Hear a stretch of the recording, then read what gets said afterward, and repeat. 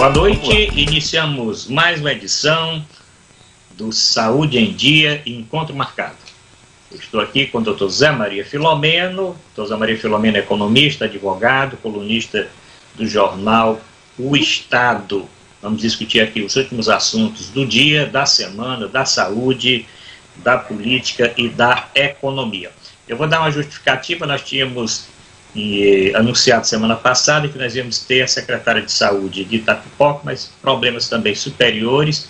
Vamos deixar para a próxima semana. Muitos assuntos hoje para nós tratarmos, ligando à saúde, à economia e à política também. Zé Maria, tudo bem? Bem, tudo caminhando, doutor Arruda. Não podemos dizer que está tudo bem, com o país vivendo a maior tragédia da saúde pública da história, né? Batendo aí níveis que jamais imaginaríamos, né? Mesmo durante o auge do ano passado da pandemia, que nós pudéssemos ter uma média aí de praticamente 3 mil mortes por dia. Praticamente nós estamos com o triplo de infectados e de óbitos do pico que tivemos ano passado. Então, enquanto nós esperávamos que a situação tivesse sob controle agora, já praticamente no final de no início ainda, no terceiro mês de 2021, estamos no auge. É isso mesmo, o programa é ao vivo, deixa o cachorrinho latir. Olha, vamos aproveitar e passar para os nossos internautas os últimos números do CONAS. Número do CONAS, que nós sempre antecipamos os números do CONAS, sempre nesse início de programa.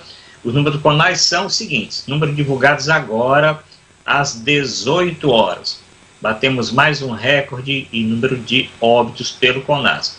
São 3.780 óbitos nas últimas 24 horas. 3.780, levando o número total de óbitos para 317.646. Então, nas últimas 24 horas, pelo CONAS, que é o Conselho Nacional dos Secretários Estaduais de Saúde, o número saiu exatamente nesse momento. Vou repetir, infelizmente, acima de 3.700, 3.780, levando o total, vou repetir para ficar bem claro, 317.646.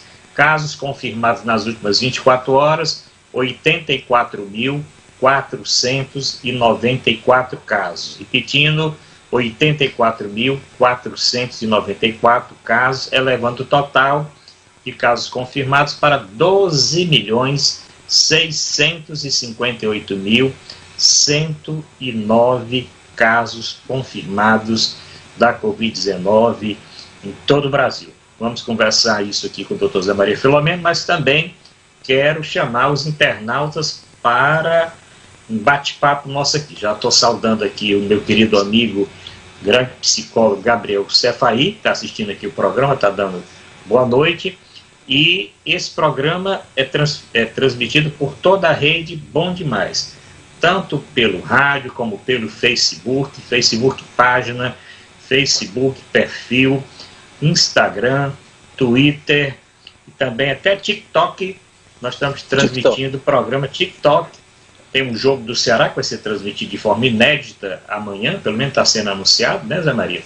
O jogo do Ceará. Sim, Ceará contra CSA. CSA vai ser transferido também pelo TikTok, vai ser a primeira transmissão de um jogo de futebol nessa plataforma.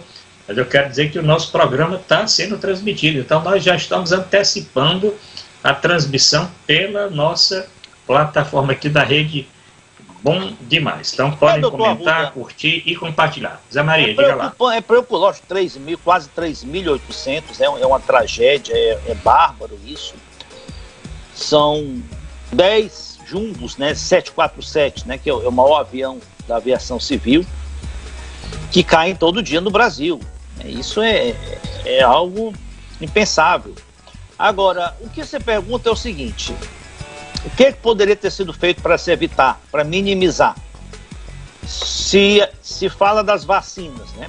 Será que se nós tivéssemos a vacinação mais adiantada, esses números estariam mais baixos estariam com certeza. Não sei se estariam muito mais baixos, porque hoje o Brasil tem aproximadamente, nós vacinamos 4 mil, pelos dados aqui que eu tenho, 4 milhões e 100 mil brasileiros tomaram já as 2 doses, né? Ou seja, estão plenamente vacinados, né? Isso representa algo em torno de 2% da população. Suponhamos que nós tivéssemos vacinado 10 vezes mais isso, 20%. Logicamente, nós não teríamos esse número de óbitos, né? Mas também não seria um número tão mais baixo assim.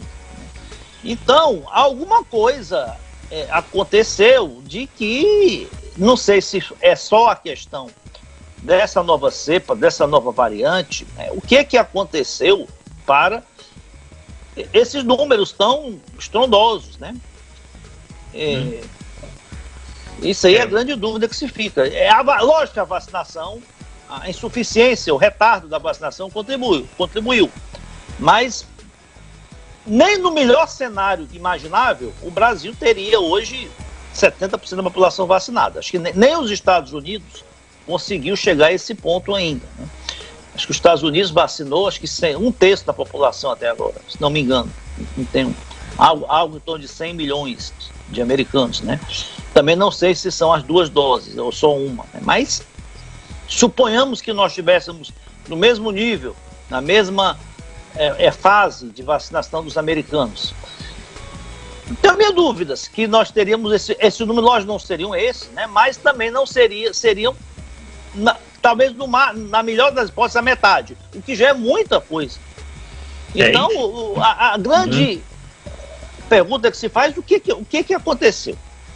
Bom, Zé Maria, uma sequência de erros, né? Uma sequência de erros na condução da epidemia do Brasil, sem dúvida. Com a sequência de erros. Primeira vacinação, se nós tivéssemos adquirido a vacina em maio do ano passado, quando todos esses laboratórios estavam já em teste de fase 3, tá certo? Se o governo tivesse agido como os outros governos mais previdentes, como a Inglaterra agiu, como alguns países da Europa também, como os Estados Unidos, o Canadá, até o Chile aqui na América do Sul, que adquiriram as vacinas antes mesmo da conclusão da sua fase 3. É impossível acreditar que esses laboratórios, essas farmacêuticas com conceito que tem internacional, fossem despejar milhões e milhões nesses testes para não ter um resultado satisfatório. O resultado era assegurado que era satisfatório. Não tem uma grande empresa dessa farmacêutica que tenha feito o teste na vacina e que a vacina não chegou a uma conclusão de eficácia e eficiência. Todas essas farmacêuticas tiveram.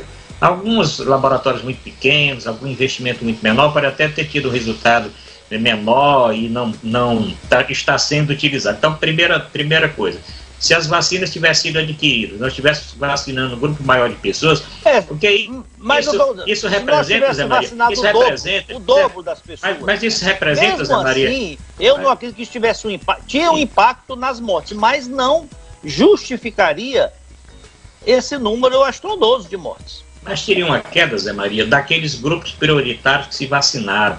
Existem trabalhos agora que estão sendo publicados, a grande quantidade de pessoas com mais de 80 anos que não estão internadas em UTI e que não faleceram devido terem usado a vacina, terem sido vacinados, esses grupos prioritários. Eu falei na semana passada um exemplo de um hospital de grande porte que o ano passado, na altura dos acontecimentos, tinha 41 a 45 médicos de quarentena pela Covid-19, tinham contraído a doença e estavam isolados. 41 médicos desse hospital estavam isolados. Depois que eles foram vacinados, os profissionais de saúde foram vacinados, os do grupo de risco, os médicos e os profissionais de saúde dos grupos de risco, hoje esse hospital me comunicou, e eu tenho sempre contato com a direção geral do hospital, que não tem um profissional de saúde afastado de quarentena pela Covid-19. Então, sem dúvida, se as vacinas tivessem avançado, claro, nós não estaríamos com metade, não estaríamos ainda com essa imunidade coletiva. A imunidade coletiva nós vamos necessitar de mais. Mas realmente os números não seriam esses. E muitos grupos,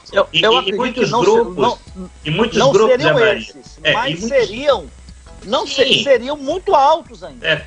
Aí sim, isso aí é um erro. Vamos contar quais os outros erros. Os outros erros são exatamente ter baixado a guarda de forma total. Quando a doença começou a cair, não se fez um trabalho mais forte de orientação para a sociedade.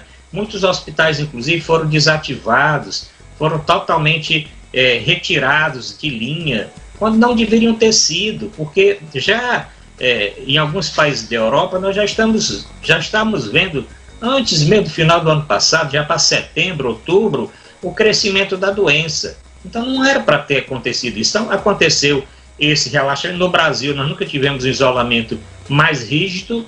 Aí vem as cepas, sem dúvida essas cepas contribuíram. Por quê?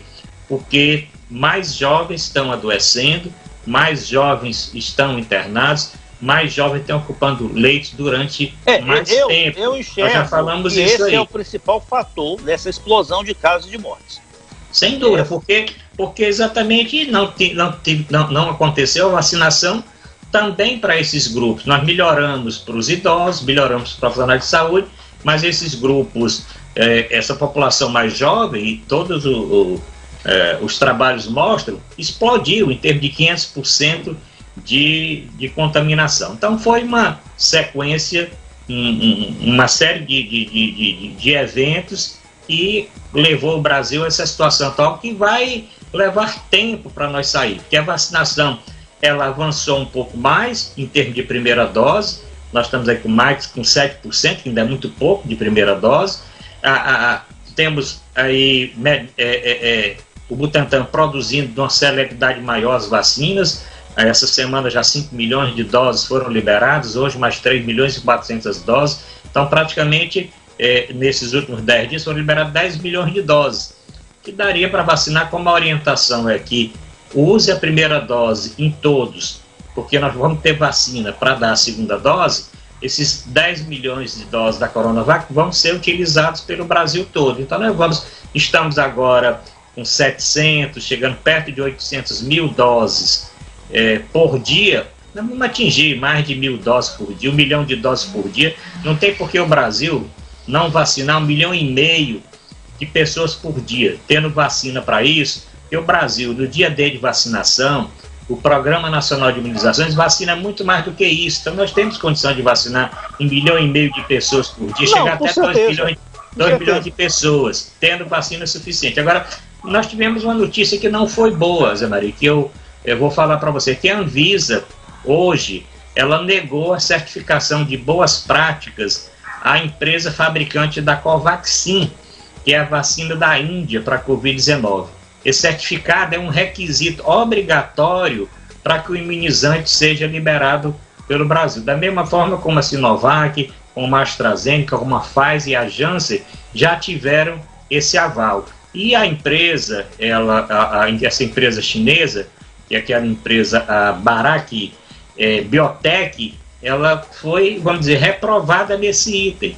Então vai ter que ajustar uma série de coisas para poder a Anvisa liberar. E o Ministério da Saúde adquiriu 20 milhões de doses desse imunizante, inclusive para algumas doses, isso em fevereiro. Algumas doses já deveriam chegar agora, desse finalzinho de mês, de hoje para amanhã, e agora no comecinho de abril. Tá certo?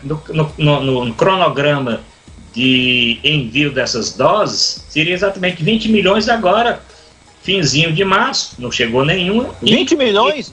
Numa 20 vez 20 milhões de doses, não, dividida em três entregas, 20 mas milhões vacinas no mês prontas. De abril, no mês de abril já? Já, era para vir em março, e para vir em abril, tá certo? Porque pelo que eu li, aquela proposta da Pfizer de agosto do ano passado, né, que o governo refutou, nem respondeu, né, ela previa 70 milhões de doses, mas seriam 10 milhões só no primeiro semestre. Os outros 60 milhões a partir de julho. Né? O Ministério contava o seguinte, está aqui a matéria. O Ministério da Saúde contava com 8 milhões da Covaxin ainda agora em março. 8 em março agora? Agora em março. O cronograma era esse. Em março, 8 milhões de doses da Covaxin. Em abril, mais 8 milhões de doses da Covaxin. E o restante de 4 milhões de doses seria em maio, tá certo? Seria mais ou menos esse cronograma aí. Então isso é um baque, é pela 8ª vez que nós temos uma queda exatamente no número de vacinas no Brasil. Então nós vamos ter que continuar.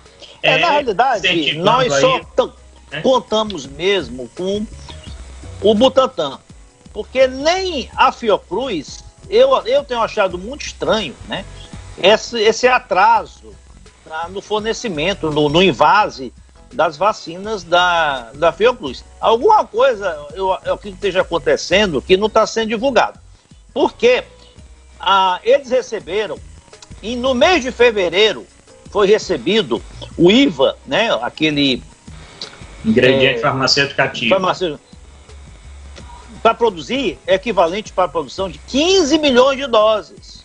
Eu tenho uma matéria aqui, chegou uma parte no começo de fevereiro, um lote pequeno no início de fevereiro, suficiente para, acho que para 2 milhões e 500 mil doses, algo parecido com isso, e no dia 27 de fevereiro chegou um lote suficiente para a produção de mais 12 milhões e 500, ou seja, no total 15 milhões. E a Fiocruz, pelo menos o que foi anunciado, produziu até agora um pouco mais de 1 milhão e 500 mil doses, ou seja, 10%, né, e das quais só foram já entregues ao Ministério da Saúde 580 mil.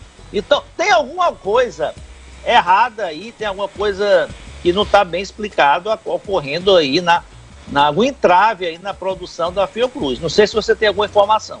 Tem uma notícia, Zé Maria, com relação a isso, que a Fiocruz apresentou uma falha na linha de produção.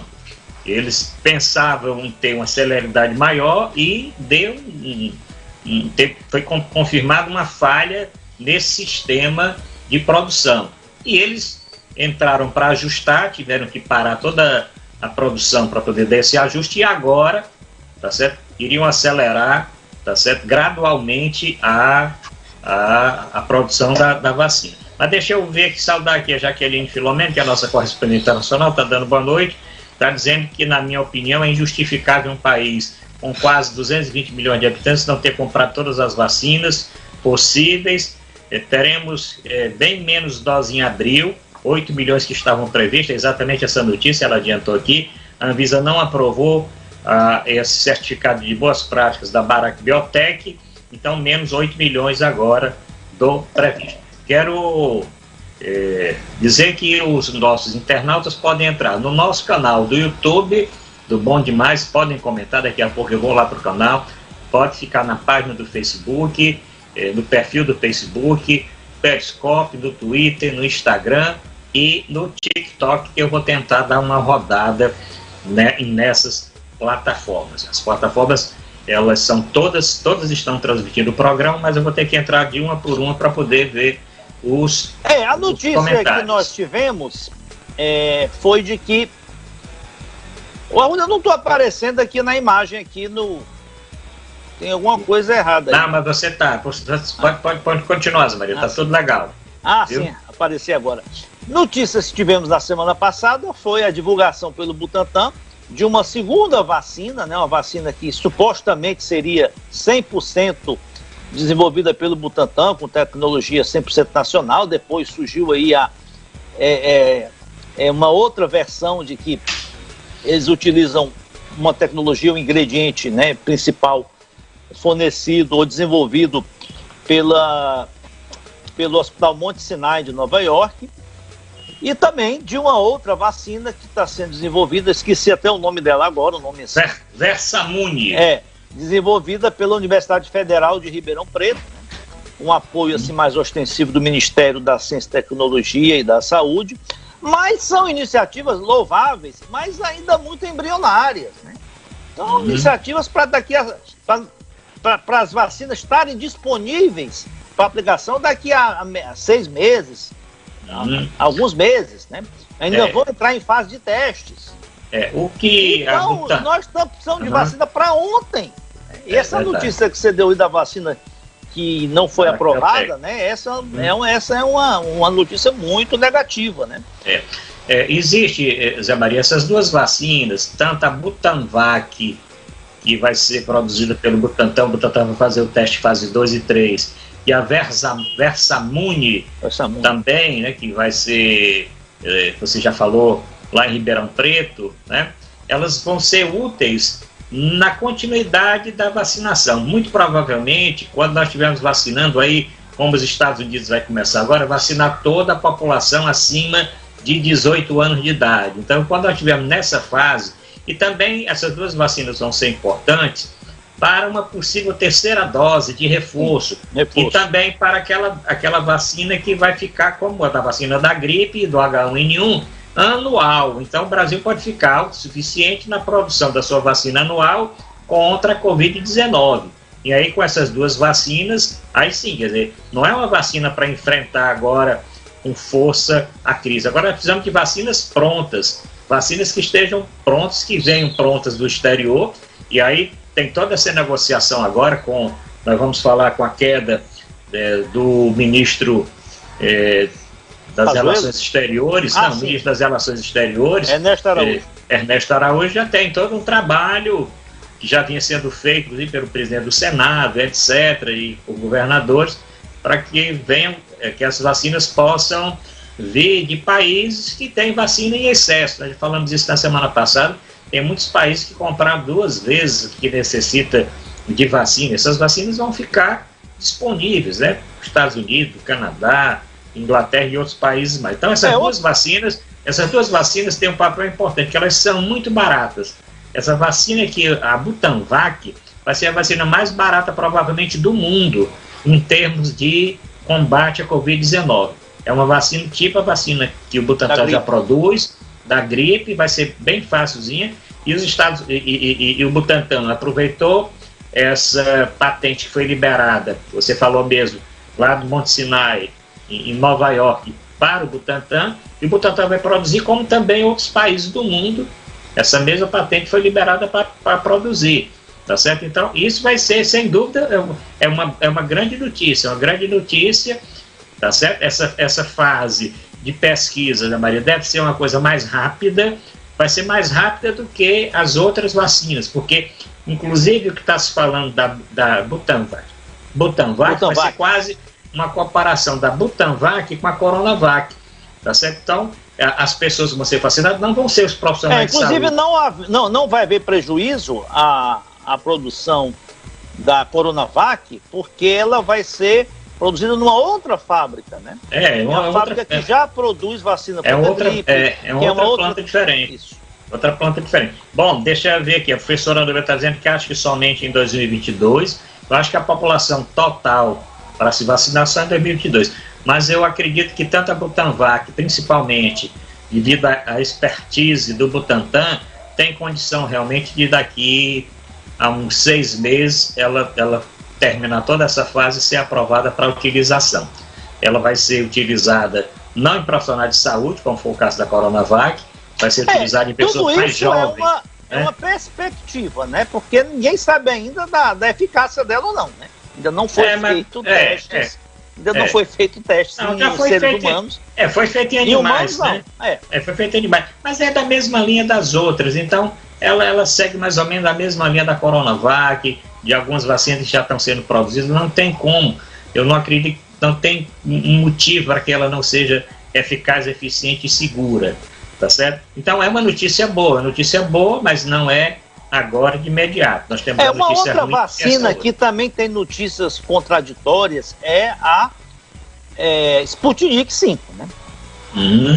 Porque eu vi notícias que teriam sido suspensas os testes. Eu não sabia nem que ela estava em teste ainda no Brasil. A Sputnik está sendo usada em vários países, né? Ela já está sendo usada em vários países. Nós não temos notícia de... Aqui no Brasil, eu acho, inclusive, que os testes já terminaram. Pois é. Os testes já terminaram. Pelo que eu soube, ela foi testada, acho, no estado da Bahia e essa vacina... do Paraná, e do Paraná também. Essa vacina é o que... Maranhão, Bahia e Paraná. O que se comenta e essa é uma vacina que tem uma eficácia muito alta também. Tem. Então, de 94%. Se comenta, né, Zé Maria, uma certa, não sei se existe ou não, uma certa má vontade com essa vacina. Embora tenha um lobby grande, um lobby envolvendo inclusive políticos, Porque existe aquela empresa... Ela foi adquirida pelo consórcio do Nordeste, a União Química, né? A União Química, exatamente, né? E tem todo um lobby para sua aprovação. Mas é uma vacina que, como já existem esses processos de aquisição pelos governadores do Nordeste, vai dar uma ajuda sem dúvida. Deixa eu ver aqui mais, já que ele está dizendo, acho que o Brasil deveria pedir doses excedentes de Israel também, que está muito avançado na vacinação, comprou 3 vezes a quantidade que precisa. O Ministério das Relações Exteriores, então vamos já falar nessas mudanças do governo, tem que cair em campo, porque o que é certo é que o Ernesto Araújo só sabia quebrar laços, quebrar pontes com os países, não trabalhou nada, não tem nada em andamento do Ministério das Relações Exteriores com os países produtores de vacina. Ficou totalmente à margem disso. Pode ser que agora o novo ministro França, né? Ministro, como é o nome dele todo? Carlos Alberto Franco França. Carlos Alberto Franco França, né? Que parece uma pessoa mais simples, mais humilde. Ele realmente não tem uma experiência como tendo sido embaixador ele trabalhava pelo Brasil. No setor assim, de apontamento de diplomatas nos postos, né? Agora, ainda voltando às vacinas, eu acho que é muito importante que a Fiocruz, ela acelerasse, que ela engrenasse de vez, porque a perspectiva que tinha inicial é que ela forneceria algo em torno de 15 a 20 milhões de doses mensal, né? Isso não chegou nem a 10% ainda no mês de março. Porque para que possibilitasse a redução, né, o encurtamento do prazo entre a primeira e a segunda dose daqueles que estão tomando essa vacina, porque é um prazo muito longo, né, 90 dias, né? Você considerar que o paciente só está realmente imunizado 15, 20 dias depois da segunda dose, né? São praticamente quase mais de 100 dias, né? Quase 120 dias depois da primeira dose. Então você retarda muito a imunização. Esse protocolo, eu não entendi por que foi adotado esse protocolo. Eu acho que foi por uma questão puramente de logística, porque se vislumbrava realmente de que iria atrasar o fornecimento de lotes para a aplicação da segunda dose, resolveram, não, vamos deixar em 90 dias. Alguns testes entenderam concluíram por alguma pesquisa de que a primeira dose garantia algum tipo de imunidade durante 90 dias, mas eu acho que isso tem que ser revisto. A partir do momento que a Fiocruz aumentar, elevar a produção, esse prazo de 90 dias, que é a única que eu conheço que tem esse prazo, deve ser revisto, se adequar realmente ao prazo originalmente que foi previsto, né, de algo entre 3 e 4 semanas. Mas a Coronavac, sim, a Coronavac tem nessa faixa de 21 dias. Agora, a da AstraZeneca Oxford sempre foi um pouquinho mais. Pode ser de 8 semanas. 8 semanas, pelo menos. Pode chegar a 8 semanas. Que seja 8 semanas. Pode chegar a 8 semanas. De 8 semanas a 12 semanas. Realmente colocaram 12 semanas como sendo o prazo máximo aí. Pode ser realmente menos, né? Menos.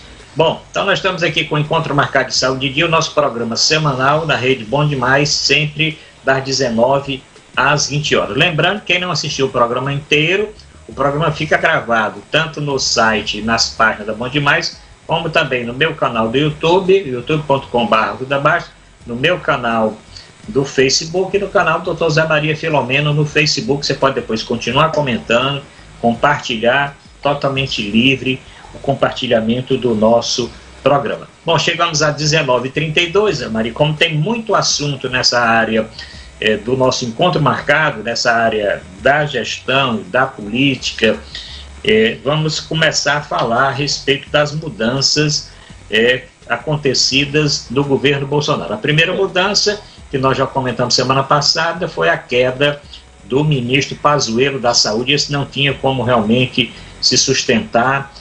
Todas as entidades ligadas à saúde e também o Senado, a Câmara, falando que ele não teria condição de prosseguir no comando da saúde do Brasil.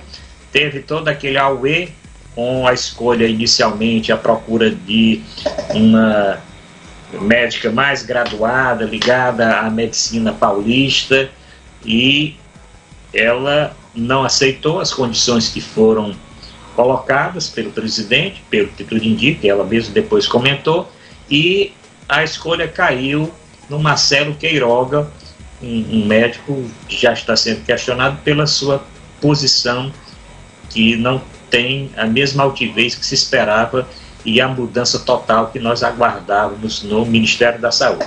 Mas essa aí já aconteceu, esse ministro pelo menos está conversando com os estados, com os governadores, foi aberto um canal, embora capenga, de criar um comitê para enfrentamento da Covid, embora esse comitê está capenga porque não tem representantes de diversas entidades que deveriam estar representados nesse comitê. Pode ser que principalmente o presidente do Senado, o Pacheco, ele consiga ampliar o comitê para representantes do CONAS, do CONASEMES, representantes de entidades ligadas à saúde, governadores e outras coisas mais. Mas a queda, Zé Maria, do Ernesto Araújo e a entrada do embaixador Carlos Alberto Franco França, o que é que você achou? Bem, vamos tentar resumir, né? Porque foram seis alterações só ministeriais, né? Fora algumas mudanças que devem ocorrer em segundo escalão. Veja só, ainda do Pazuello, o Pazuello, eu ainda desconfio que a saída dele foi um pouco derivada um pouco do efeito Lula, né? O efeito da absorção aí do Lula, que tornou-o elegível e passou a entrar no jogo eleitoral.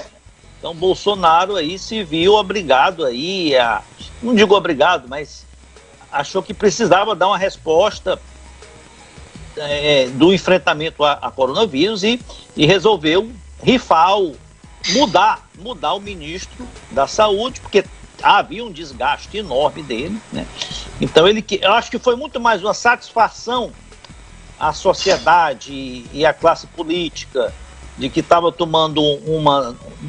promovendo uma mudança de direcionamento, de comando, do que de insatisfação do próprio Bolsonaro. Ele nunca demonstrou, pelo menos, nem publicamente, e parece que nem particularmente, ele nunca demonstrou insatisfação ou discordância, né, com a condução do ministro Pazuello, né?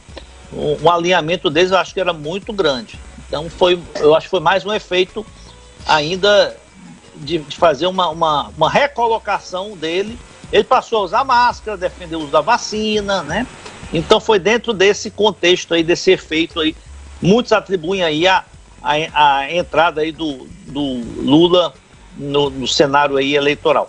Agora, o Ernesto Araújo, ele estava realmente já insustentável. Depois, a gota d'água foi aquela participação dele no Senado, em que ele afrontou os senadores, né? Teve aquele assessor que fez aquele gesto que, muito mais do que obsceno, né?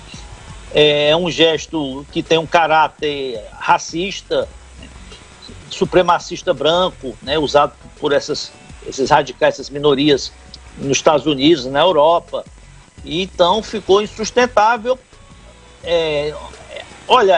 Nunca deveria ter entrado o Ernesto Araújo, que é um fundamentalista, um radical, não detém, né, as qualidades inerentes, né, a um diplomata, a alguém que vai chefiar a chancelaria do país, que precisa ter o maior respeito, não se envolver em assuntos de outros países, desde que não sejam através de instituições, organismos, né, multilaterais. Afrontava assintosamente a China, até com posições totalmente retrógradas, de comunismo, que chamava o coronavírus de comunista vírus, né? Então aquele alinhamento todo ideológico que causou diversos atritos, né, embaraços, né, da diplomacia brasileira com relação à China, que é hoje o país, a locomotiva econômica do mundo, já é o maior parceiro do Brasil, maior comprador de insumos, tanto da indústria como do agronegócio brasileiro, e grande investidor também, né? A China tem investido no mundo inteiro e aqui no Brasil também. Nós precisamos do capital externo e quem precisa do capital externo não pode desmerecer a China, e principalmente agora no enfrentamento da pandemia, porque a China é o maior fornecedor de medicamentos e de insumos para as vacinas, né? Os IVAs vêm quase todos, ou da China ou da Índia, né? Então você atritar essas pontes diplomáticas no momento atual é desastroso. Então, agora eu não conheço esse ministro que vai assumir. Parece-me que ele é de um perfil, como você diz, mais moderado, mais discreto, né? Nunca ocupou uma embaixada de destaque, né? Parece que de embaixada ele nunca ocupou, ele sempre ficou mais na retaguarda, na parte administrativa, no apontamento de ministros. Ministros é o termo que se usa, né, aos chefes das chancelarias, não só diplomatas, mas de chefias consulares, né? É uma pessoa... Olha, como eu ouvi dizer, se não tiver ninguém lá, já é melhor do que ter ele, porque ele só atrapalhava. Sem dúvida. A mudança aí já foi benéfica com a entrada do novo ministro Carlos Alberto Franco França, porque o Ernesto Araújo era daquela ala olavista, ideológica, que só fez prejudicar e prejudicou ainda bem muito que o Brasil. Não trocaram, pelo menos aparentemente, não trocaram 6 por meia dúzia, porque o que estava cotado para assumir, eu também não recordo o nome dele agora, é o atual ministro brasileiro na França, né? Ele era da mesma linha ideológica, radical do Ernesto Araújo. Parece que criou até atritos com o governo francês, né? Fez lá na França críticas ao presidente Macron por ele ter levantado bandeiras de que o Brasil precisaria preservar o meio ambiente, Amazônia, esse negócio todo. Vamos levar bastante tempo ainda para nos recuperarmos da ação devastadora desse Ernesto Araújo. Mas a outra saída que foi inesperada foi a saída do Fernando Azevedo do Ministério da Defesa e a transferência do Braga Neto para o Ministério da Defesa. E hoje, mais ainda, com a saída de todos os comandantes. Comandante do Exército, da Marinha e Aeronáutica. Coisa nunca vista, né? A não ser quando tem uma mudança de governo, de sair todos os 3, pedir para sair os 3 comandantes das 3 armas, é uma coisa muito difícil de acontecer. Não tinha acontecido antes. E como entender essa mudança?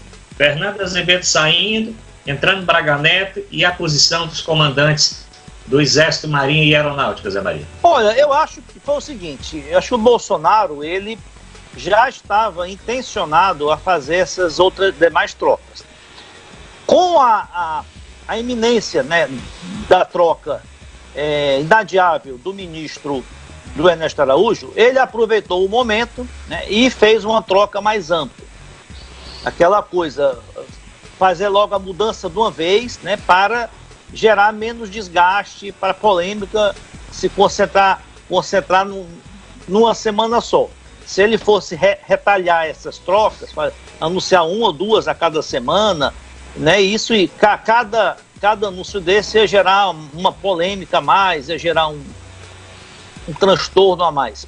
Então ele aproveitou o momento e fez as outras alterações.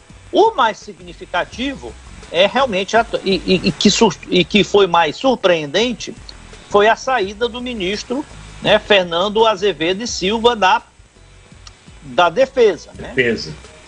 Que na realidade ele foi uma demissão a pedido. Né? Bolsonaro, pelo que foi relatado, ele tinha uma audiência lá com o presidente, eu fui chamado a falar com o presidente na manhã de ontem, imaginava que era para tratar de assuntos corriqueiros, assuntos do Ministério e foi uma conversa muito dura, muito seca. O Bolsonaro disse que estava fazendo reformulação, precisaria do cargo dele.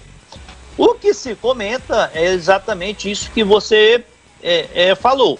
Bolsonaro queria um engajamento maior dos oficiais militares, das Forças Armadas, no governo, né? No governo dele, inclusive manifestando através de notas, até de notas, mensagens em redes sociais, né? Apoio restrito ao governo. E esse ministro sempre foi contrário, né? Sempre repudiou, né? Tanto a participação mais ostensiva de militares da ativa no governo, o que é algo incomum, né? o que é algo que até que fere um pouco a ética, né? Dos militares, né? É muito raro militar participar, ocupar cargo público, né? Fora da esfera militar, e nesse governo aconteceu muito, né? Até o próprio ministro da Saúde, Pazuello, era um caso. E a gota d'água disso foi Bolsonaro quis substituir o comandante do Exército, né, que é o general Janot, Bujol, né? Bujol, que esse sim estava mais ostensivamente combatendo, né, tanto a participação do governo como manifestações de apoio ao governo por parte de militares, né? Teve até um episódio que o Bolsonaro estendeu a mão para ele num evento e ele deu o cotovelo, né?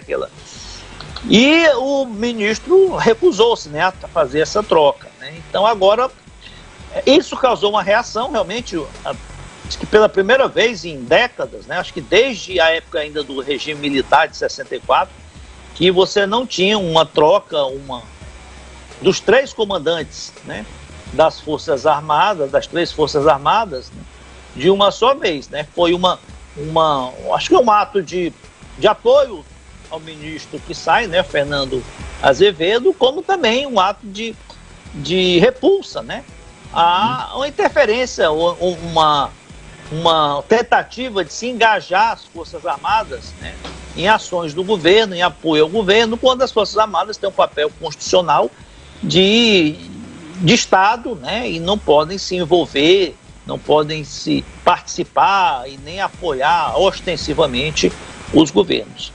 Os comandantes o Edson Leal Pujol, que é o do Exército, o Wilkes Barbosa da Marinha e o Antônio Carlos Bermudes, que é da Aeronáutica. Todos os três saíram do governo com o Fernando Azevedo, sem dúvida, e de uma forma assim inusitada, não tem na história do Brasil, sem ser uma mudança de presidente, uma reviravolta tão grande. E sem dúvida é o Bolsonaro querendo cada vez mais ter o que ele diz, né? Inclusive meu exército, né? É o meu exército, minhas Forças Armadas. Aqui não existe isso, né? Quer dizer, tem que ter uma resistência com relação a essa posição dele. Isso é uma posição autoritária que não cabe no momento atual, nem em momento nenhum, que o exército seja do governo. O exército não é do governo, o exército é do Brasil, do Estado brasileiro, né? Então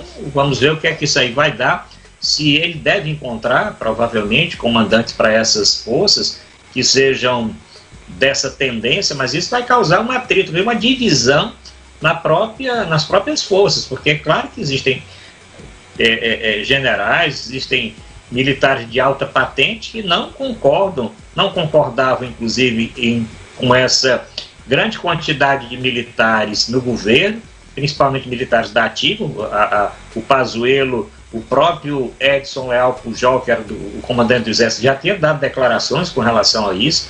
Aí sai o Pazuello, era uma oportunidade do Exército não ficar com esse desgaste, porque vai ficar na história como tendo esse período mais crítico da pandemia, tendo sido dirigido por um ministro general da ativa militar no Ministério da Saúde. Podia ter uma forma de sair e colaborar para que as coisas caminhassem normalmente. Mas tem outras mudanças, ainda na área militar, a desculpa que se deu, uma desculpa, para mim, esfarrapada, né? da saída dos comandantes das forças, né? Diz que há uma tradição nas Forças Armadas, né, do comandante em chefe, no caso o ministro, ele ser sempre de uma turma, né, ele ser mais antigo, né, do que os demais, né? Aí diz que o Braga Neto, que é o ministro general que estava à frente da Casa Civil e foi agora recolocado, reposicionado na defesa, ele é da turma de 78.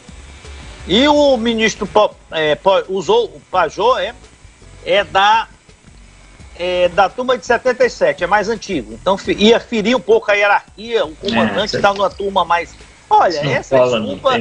Até porque você pode ter até, como já tivemos muitos, a maioria dos ministros da defesa foram até civis. Civis, né? Tem nada que não era de turma nenhuma. Tem nada a ver não. Aí desculpa esse farrapado. Mas nós tivemos outras mudanças, né? Tivemos a mudança no Ministério da Justiça, né? Com o André Mendonça voltando para a AGU e o Anderson Gustavo Torres, que é delegado da Polícia Federal, que comandava a Secretaria de Segurança Pública lá do Distrito Federal, passando para ministro da Justiça. E a demissão do Levi, que era o... José Levi, chefe da AGU. Olha, essa é uma mudança mais também significativa e que também vai dentro daquilo que eu coloquei, que já era a intenção do Bolsonaro afastar o ministro Zé Levi da AGU, e ele ia fazer isso num momento mais à frente e aproveitou a saída do Ernesto Araújo para também fazer conjuntamente. Ele, segundo comenta-se, Bolsonaro tem uma personalidade muito autoritária, não gosta de ser contrariado, e ele estava bastante irritado com o ministro Zé Levi, porque o ministro Zé Levi recusou-se a assinar, subscrever uma ADIM, ação direta de inconstitucionalidade, que visava desconstituir no Supremo aqueles decretos dos governadores, né, que estabeleceram medidas de isolamento radical, lockdown, entendendo que são medidas inconstitucionais e só através de estado de sítio pode-se cercear alguns direitos fundamentais de ir e vir. E o ministro disse que, olha, não há fundamento jurídico para esse pedido e recusou-se. Tanto que surpreendeu, foi surpresa o fato do próprio presidente da República, né, a meu ver, de uma forma até irregular, de uma forma até imprópria, ter subscrito essa ADIM, né? Porque é um ato jurídico que requer a participação de um advogado, pelo menos, né? O advogado-geral da União. E isso, né, essa recusa do Zé Levi já o colocou aí na marca aí do pênalti, né? O Bolsonaro aproveitou e trouxe de volta o ministro André Mendonça, que estava na Justiça, voltou para a AGU, que é alguém que é muito fiel, muito obediente ao Bolsonaro, faz qualquer coisa que o Bolsonaro mandar, e levou para esse Anderson Gustavo o Ministério Torres da Justiça, que é um delegado da Polícia Federal, que estava ocupando a Secretaria de Justiça do Distrito Federal, e comenta-se que é muito ligado aos filhos do Bolsonaro. E a gente sabe que o Bolsonaro, o grande atrito que ele teve com o então ministro da Justiça, Sérgio Moro, que levou até o ministro a pedir de exoneração, era exatamente a determinação do Bolsonaro em interferir, em colocar pessoas que entendessem da sua confiança, não da confiança funcional, competência, mas na confiança de passar informações, muitas delas privilegiadas, né? E é o que aconteceu agora de uma forma mais ostensiva ainda, né? É verdade. Bom, sem dúvida, é o Bolsonaro, ele querendo fortalecer aquele pensamento de que ele é ministro da Justiça, ministro da Saúde, ministro das Relações Exteriores, ministro da Educação, que é uma coisa de ditador, não é de presidente. O presidente forma a equipe e delega para os técnicos, para os ministros, a condução das pastas dos ministérios. Pode até orientar as diretrizes mestras do governo, mas não querer no dia a dia compra a vacina do Butantan, não compra da China, não compra, como que fez com o Pazuello, que ficou uma biruta de avião, como causou problema com o Mandetta e causou com o Nelson Teich, 3 ministros que caíram, e esse outro aí vai aguentar se ele tiver a mesma postura do Pazuello, tá certo? Então isso não vai dar certo. Não vai acontecer golpe, eu não acredito que exista crime. Primeiro, golpe contra o quê? É autogolpe, né? Mas é autogolpe. Golpe contra o quê? O que está acontecendo para ter um golpe no Brasil? Não tem nada que justifique ter um golpe no Brasil. Mas que o Bolsonaro, ele, desde que entrou, procura cada vez mais isso, principalmente naquele período em que ele estava se sentindo mais forte, antes da prisão do Queiroz, que ele andava orquestrando toda aquela movimentação contra o Supremo, contra o Congresso, para fechar Supremo, fechar Congresso. Esteve em várias manifestações, inclusive em Brasília, e etc. Depois que o Queiroz foi preso, aí esfriou, aí depois o Queiroz ficou naquela boa, não ia denunciar, não dizer nada, ele voltou, aí teve o problema do Flávio Bolsonaro, ele diminuiu um pouquinho, depois o Flávio Bolsonaro melhorou a situação jurídica dele e tal, aí volta agora, e isso não vai dar certo. Agora tem mais 2 mudanças, Maria, para nós conversarmos agora em 5 minutinhos. É também transferência do Luiz Eduardo Ramos, da Secretaria de Governo para a Casa Civil, e a entrada da deputada Flávia Arruda na Secretaria de Governo. E essas 2 mexidas. Olha, o Eduardo Ramos, né, ele também é outro general, não sei se é da ativa ou se já é reformado, também não sei, que estava na Secretaria de Governo e foi agora transferido para o lugar do Braga Neto na Casa Civil. A Casa Civil, ela tem uma função mais operacional do governo, né? Lida com os outros ministérios, faz a interlocução com os outros ministérios, e a Secretaria Geral da Presidência da República, Secretaria de Governo, né? Lida mais com as questões políticas e com a interlocução com outros entes federados, com governos, com prefeituras, né, com o Congresso. Agora, o problema é quem está indo para a Secretaria de Governo, que é uma deputada de primeiro mandato, e nitidamente é uma indicação do Centrão, é uma constatação que o Centrão está agora com o pé dentro do Palácio do Planalto, está na mesa, está na sala vizinha do presidente da República, numa função que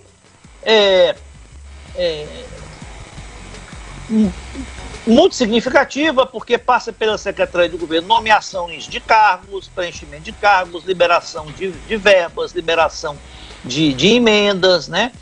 E uma deputada aqui, não é questão de preconceito por ser...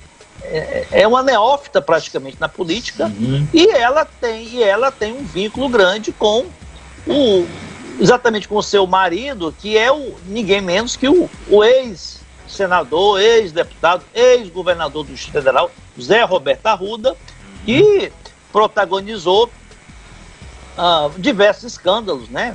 A iniciar inicialmente aquele escândalo da fraude, né, no painel de votação do Senado, né, que ele então senador, e o senador Antônio Carlos Magalhães violaram o painel, violaram a votação de cassação do ex-senador Luiz Estevam, que levou inclusive à renúncia do todo poderoso, né, ACM e dele próprio. Depois ele retornou à política, foi eleito governador do Distrito Federal e foi flagrado aí numa gravação, num vídeo, recebendo R$50 mil de propina, que levou também à sua prisão, chegou a ser preso no exercício do mandato, acho que, e depois renunciou, e outros escândalos, outras denúncias de corrupção, né, foram objetos de denúncia contra ele, e aí ninguém menos que a esposa dele que vai ocupar o cargo do executivo politicamente de maior destaque, né, que é a Secretaria de Governo. Mas é isso, é exatamente isso. Ela foi escolhida pela inexperiência dela. Não iam botar um cacique aí laureado para si, porque ela vai ficar tutelada ali. Se os generais ficaram tutelados aquele grupozinho do Bolsonaro e seus filhos, ela da mesma forma, vai ficar tutelada. É uma forma de atender, sem dúvida, principalmente o Lira, né, atender o Centrão, mas eu acho que isso vai causar, a minha impressão é que isso vai causar mais desgaste do que benefício. Foi uma forma de ele mexer ali em todos esses cargos ligados ao Exército, mexer também atendendo ali o Ernesto Araújo, que foi o que doeu mais, foi tirar o Ernesto Araújo, como também quando tirou aquele Weintraub da educação, tirar essas pessoas que não tem a menor condição de ficar no governo. Ainda tem um outro aí, que daqui a pouco vai vir a chuva em cima dele, os holofotes, que é... Sim, é o do meio ambiente, o Ricardo... Do meio ambiente, Ricardo Salles. Então, Ricardo Salles vai, daqui a pouco, vai para ele, sem dúvida. Zé Maria, 2 minutinhos, palavrinha final aí para nós encerrarmos o programa de hoje, agradecendo a nossa grande audiência. Não deu para percorrer todas as redes, mas eu vi que no Twitter, que eu dificilmente vou no Twitter, vi aqui o grande número de pessoas assistindo pelo Twitter, como também no YouTube. O que eu posso destacar agora no finalzinho é que o governador do estado do Ceará prorrogou, né, o chamado lockdown até o próximo dia 4, né, até o próximo domingo, mas já deixou assim a entender que se realmente os casos continuarem assim reduzindo-se, né, como parece que está numa curva de queda, pelo menos em Fortaleza, ele poderá, né, a partir do dia 5, já flexibilizar, autorizar ao funcionamento de algumas atividades, né? Não sei se isso vai acontecer ou não. O que eu sei é que a redução realmente de casos tem ocorrido, mas de uma forma ainda muito tímida, né? Não sei se ainda permite que se reverta nessas medidas, né? Agora o governador, ele pondera outros aspectos, a pressão da área empresarial, a pressão econômica, né? Acredito que ele tomará a medida mais acertativa. É isso, vamos chegando aqui ao fim do nosso programa, agradecer aqui, como eu já falei, a grande audiência, dizer que hoje nós dividimos o programa para comentar essa parte política e essa parte da gestão e também sem esquecer da parte da saúde. É isso que o doutor Zé Maria disse, nós estamos em alguns setores atingindo um platô, estamos atingindo esse platô de forma significativa na rede privada, principalmente nas operadoras de plano de saúde, do hospital aqui, posso citar, o hospital do Apivida, o hospital da Unimed, e nos últimos dias tem caído na rede que atende os hospitais o número de atendimentos e o número de pacientes, embora de uma forma realmente discreta. Com relação aos hospitais do SUS, a rede pública do estado e do município ainda bastante pressionada, como também a grande parte das cidades do interior. O governador vai ter que dosar bem aí, talvez liberar alguma coisa, como fez o ano passado, lentamente. Não acredito que seja uma mudança muito grande, até mesmo porque não temos condição. É difícil, é muito difícil estar naquela cadeira, ter a responsabilidade de tomar essas decisões. Eu acho que, olhando, já é muito fácil também a gente analisar depois, né? É como comentário do jogo, depois do jogo jogado, né? Ele deveria ter tomado essas medidas mais restritivas, mais enérgicas, há mais tempo, né? É verdade. No primeiro momento ele restringiu o horário de funcionamento de restaurantes, de shopping, né? Se naquele primeiro momento ele já tivesse tomado essas mesmas medidas atuais, vigentes, nós já pudéssemos estar numa situação um pouco mais confortável de retomar. Então, Zé Maria, obrigado aí, obrigado à grande audiência, obrigado, Luan, todos que estão na rede Bom Demais. Quem não assistiu o programa todo, principalmente a parte ligada à saúde, que foi de 7 às 7h30, entra agora nas redes sociais, nas minhas redes, na Dr. Zé Maria e na rede Bom Demais, e assiste o programa na íntegra. Obrigado a todos e até a próxima semana. Está no Facebook. Pronto. Está no meu Facebook. Bom Demais. Da Bom Demais, do Dr. Arruda e no nossos Twitters também. Bom, obrigado. Até a próxima semana com mais um encontro marcado, mais um Saúde em Dia. Cuidem-se. Até mais.